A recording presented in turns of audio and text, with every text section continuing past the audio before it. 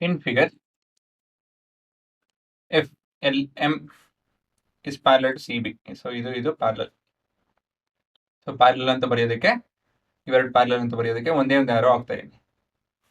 ಮತ್ತೆ LN is parallel to CD ಅಂತ ಹೇಳಿದ್ರೆ ಇದು ಮತ್ತೆ ಇದು ಪ್ಯಾರಲಲ್. ಇಲ್ಲಿ ಎರಡು ಆರೋ ಆಗ್ತಾ ಇದ್ದೇನೆ. ಸೊ ಹಾಗಾಗಿ ಇವೆರಡು ಪ್ಯಾರಲಲ್ ಅಂತ ಇಂಡಿಕೇಟ್ ಮಾಡೋದಕ್ಕೆ ಇಲ್ಲೂ ಒಂದಾಕಿ ಇಲ್ಲೂ ಒಂದಾಕಿ ಇಲ್ಲೂ ಒಂದಾಕಿ ಇಲ್ಲೂ ಒಂದು ಹಾಕಿದ್ರೆ ಅದು ತಪ್ಪಾಗುತ್ತದೆ. ಸರಿನಾ? ಇಲ್ಲಿ ಬೇಕಾದ್ರೆ ನೀವು ಎರಡು ಹಾಕಿ ಇಲ್ಲಿ ಒಂದಾಕಿ ತೊಂದರೆ ಇಲ್ಲ. ಬಟ್ ಇವೆರಡು ಒಂದಾಗಿರ್ಬೇಕು, ಇವೆರಡು ಒಂದಾಗಿರ್ಬೇಕು. ಬಟ್ ಇವೆಲ್ಲನೂ ಒಂದಾಗಿರ್ಕೊಡ್ದು. ಸರಿನಾ? ಕೌಂಟ್ ಒಂದಾಗಿರ್ಕೊಡ್ದು. ಓಕೆ, ಏನ್ ಕೇಳ್ತಾ ಇದ್ದಾರೆ? Prove that AM by AB ಇದು ಪೂರ is equal to AN by AD. ಅದೇನು ದೊಡ್ಡ ಕೆಲಸ ಅಲ್ಲ. ಬಟ್ ಏನಂತ ಹೇಳಿದ್ರೆ AM by MB is equal to AN by ND ಅಂತ ಪ್ರೂವ್ ಮಾಡ್ತಾವ ಅಂತ ಹೇಳಿದ್ರೆ ಇದೇನು ಪ್ರೂವ್ ಮಾಡೋದು ದೊಡ್ಡ ಕೆಲಸ ಅಲ್ಲ. But AM by MB is equal to AN by ND ಹೇಗೆ ಪ್ರೂವ್ ಮಾಡೋದು? ಒಂದು ಏನಂತ ಹೇಳಿದ್ರೆ ಇವೆರಡು ಬೇರೆ ಬೇರೆ ಟ್ರಯಾಂಗಲ್, ಅದನ್ನ ಅರ್ಥ ಮಾಡ್ಕೊಳ್ಳಿ ಅಲ್ವಾ? ಈ ಟ್ರಯಾಂಗಲ್ ಬೇರೆ ಮತ್ತು ಈ ಟ್ರಯಾಂಗಲ್ ಬೇರೆ. ಉದ್ದ ಅಷ್ಟೇ ಇದೆ ಸರಿ, ಬಟ್ ಇವೆರಡು ಬೇರೆ ಬೇರೆ ಟ್ರಯಾಂಗಲ್, ಅದನ್ನ ಅರ್ಥ ಮಾಡ್ಕೊಳ್ಳಿ. ಸೊ ನಾವು ಡೈರೆಕ್ಟ್ ಆಗಿ BPT ಅಂತ ಹೇಳಿ ಬರೆಯೋದಕ್ಕಾಗಲ್ಲ.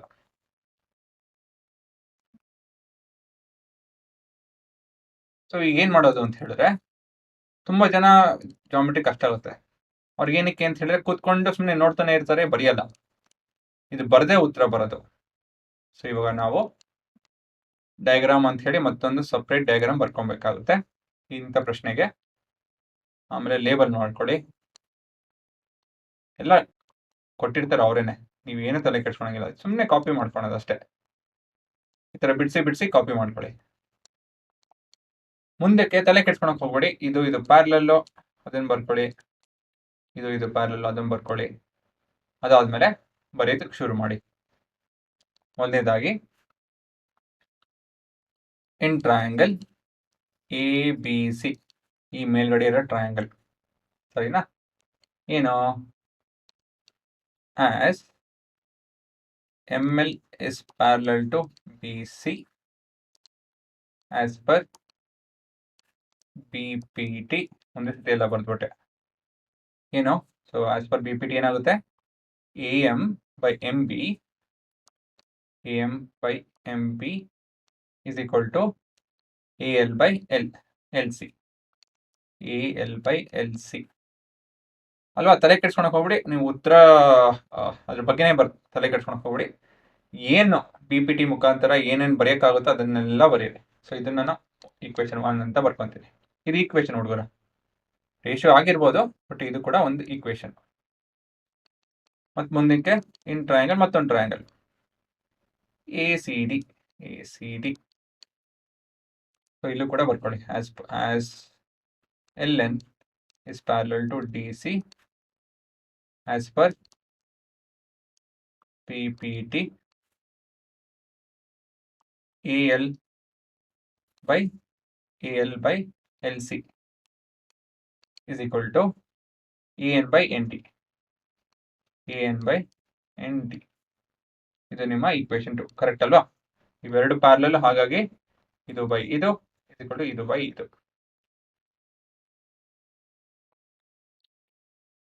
ಇವಾಗ ನೀವು ನನ್ನ ಪ್ರಶ್ನೆ, ನನ್ನ ಕಡೆಯಿಂದ ನಿಮ್ಮೊಂದು ಪ್ರಶ್ನೆ, 1 and 2 ಇಂದ ಏನ್ ಪ್ರೂವ್ ಮಾಡ್ಬೋದು? ಪಾಸ್ ಮಾಡಿ ನೋಡಿ.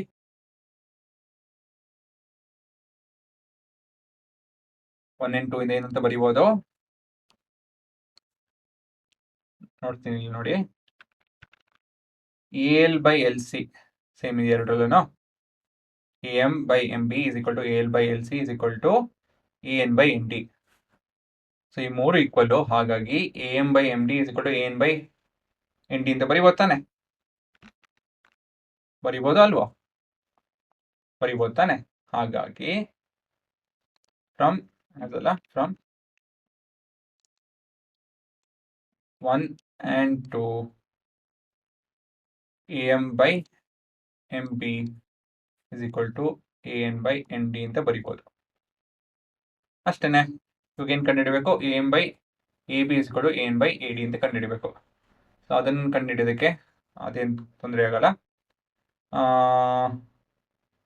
ಸ್ವಲ್ಪ ಸರ್ಕಸ್ ಮಾಡಬೇಕಾಗುತ್ತೆ.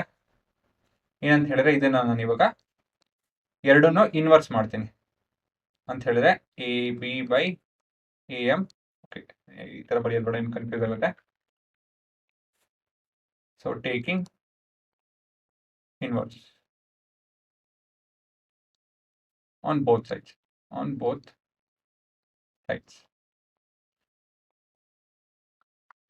ಇನ್ವರ್ಸ್ ತಗೊಂಡಾಗ ಏನಾಗುತ್ತೆ, M B by A M is equal to N D by A N. M B by A M is equal to N D by A N. ಉಲ್ಟಾ ಇದೆ ಅಷ್ಟೇ, ಇನ್ನೇನಿಲ್ಲ. ಇದನ್ನು ಇವೆರಡು ಉಲ್ಟಾ ಮಾಡ್ಕೊಂಡು, ಏನಕ್ಕೆ ಅಂತ ಹೇಳಿದ್ರೆ ನಮಗೆ ಎ ಎಮ್ ಬೇಕು, ಎಮ್ ಬಿ ಬೇಡ. ಸೊ ಈ ಥರ ಮಾಡಿದ್ರೆ ಏನಾಗುತ್ತೆ ನೋಡ್ತೀನಿ ಇಲ್ಲಿ. ಇವಾಗ ನೀವು ಏನು ಮಾಡ್ಬೋದು ಅಂತ ಹೇಳಿದ್ರೆ adding one both the sides. So ಮುಂದಿನ ಸ್ಟೆಪ್ಪು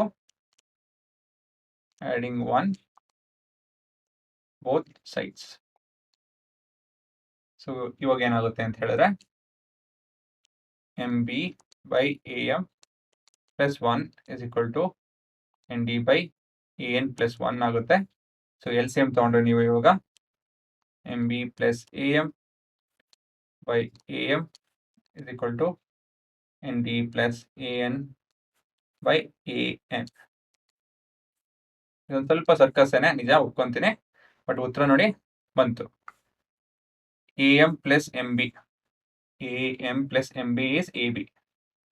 ಇದು ಎ ಬಿ ಬರುತ್ತೆ, ಇದು ನಿಮ್ಮ ಎ ಎಮ್, ಇದು ನಿಮ್ಮ N D plus A N is A D ಅಲ್ವಾ, A D by A N, ಸರಿನಾ? ಸೊ ಇದನ್ನ ತಿರ್ಗಾ ರೆಸಿಪ್ರೋಕಲ್ ತಗೊಂಡ್ರೆ ದೇರ್ ಫೋರ್ ಅದೇನು ಅದೆಲ್ಲ ಇವಾಗೇನು ಬರೆಯಕ್ಕೆ ಹೋಗ್ಬೇಡಿ. Therefore A M by A B is equal to N by A D hence proved ಅಂತ ಬರ್ಕೊಳ್ಳಿ ಸಾಕು. ಟೇಕಿಂಗ್ ರೆಸಿಪ್ರೋಕಲ್ ಎಲ್ಲ ಬೇಕಾಗಿಲ್ಲ, ಇಲ್ಲಿ ಬೇಕಾಗಿತ್ತು, ಇಲ್ಲೇನು ತೊಂದರೆ ಇಲ್ಲ, ಹೆನ್ಸ್ ಪ್ರೂವ್ಡ್. ಸ್ವಲ್ಪ ಸರ್ಕಸ್ ಆಗುತ್ತೆ ಹೌದು, ಬಟ್ ಏನಂತ ಹೇಳಿದ್ರೆ ನೀವು ಮೊದಲನೇ ಭಾಗ ಪ್ರೂವ್ ಮಾಡೋದು ಗೊತ್ತಿತ್ತು ಅಂತ ಹೇಳಿದ್ರೆ ಎರಡನೇ ಭಾಗ ಸ್ವಲ್ಪ ಆ್ಯಡ್ ಸಪ್ರೇಟ್ ಫ್ರಾಕ್ಷನ್ ಗೊತ್ತಿರಬೇಕು, ಸರಿನಾ? ನಿಮ್ಗೆ ಯಾವತ್ತಿದ್ರೂ ಈ ಥರ ಎ ಬಿ ಈ ಪೂರ ಲೆಂತ್ ಬಂತು ಅಂತ ಹೇಳಿದ್ರೆ ಈ ಥರ ಸ್ವಲ್ಪ ಸರ್ಕಸ್ ಮಾಡಬೇಕಾಗುತ್ತೆ. ಇಲ್ಲ ಅಂತ ಹೇಳಿದ್ರೆ ಏನು ಕಷ್ಟ ಆಗಲ್ಲ. ಇವಾಗ ಪಾಸ್ ಮಾಡಿಕೊಂಡು ನೋಡ್ಬೋದು ನೀವು.